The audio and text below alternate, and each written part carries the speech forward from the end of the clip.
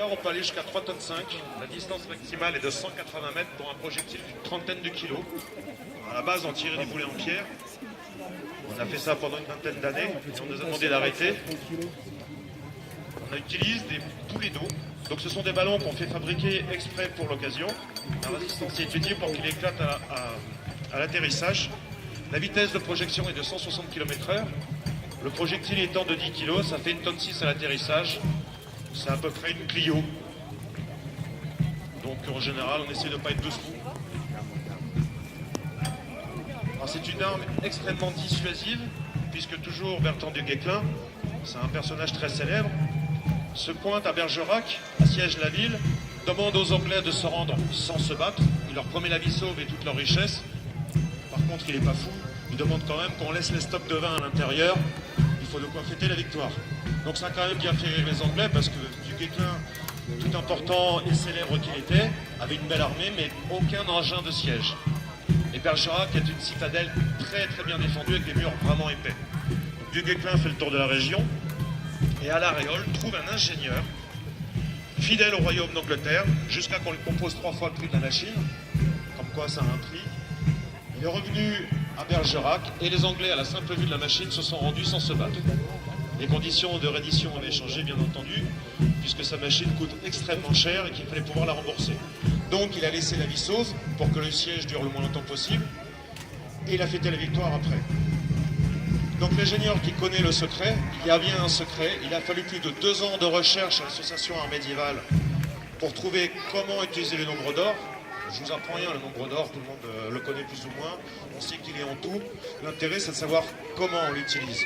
Donc il y a bien une histoire de rapport géométrique, on parle d'équations géométriques, les ordinateurs n'existaient pas, et l'algèbre n'était pas utilisée comme il l'est aujourd'hui. Donc tout a une importance, la longueur du mât, les huches, la longueur de corde. Donc c'est pour ça que j'insiste, on ne coupait pas les cordes. Donc le premier trébuchet réalisé par l'association Art Médiéval a été fait à Castelnau-la-Chapelle en Dordogne en 1984. 30 ans après, il fonctionne encore. Ça va partir, ils envoient des ça. Avant, ils envoyaient des cailloux, des espèces de grosses boules, en pierre ou quoi. Et maintenant, ils font des bombes à eau. Bon, manifestement, ils ont trouvé un couple d'exhibitionnistes. Pourquoi ils ont mis un fleur? Vous avez le fil du micro? Où ça? On est en train de leur expliquer comment tirer leur coup devant tout le monde, parce que s'ils le font mal, ils vont se payer la honte de leur vie. Il est en bas le ballon. Regarde, il va tirer la petite ficelle, tu vois. Ok, la sécurité. Zav, tu rattrapes ou tu cours? Il court. Tout le monde vous attend, hein. On ne va pas vous mettre la pression, on en attend que vous. Est-ce que les gens se retournent? On demande si vous pouvez vous retourner.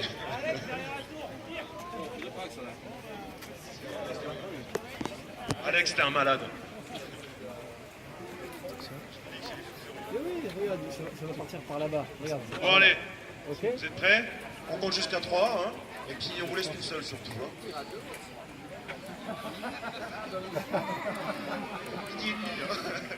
Alors vous tirez à 3 tous les deux. 1, 2, 3. Et là c'est aléatoire. Hein.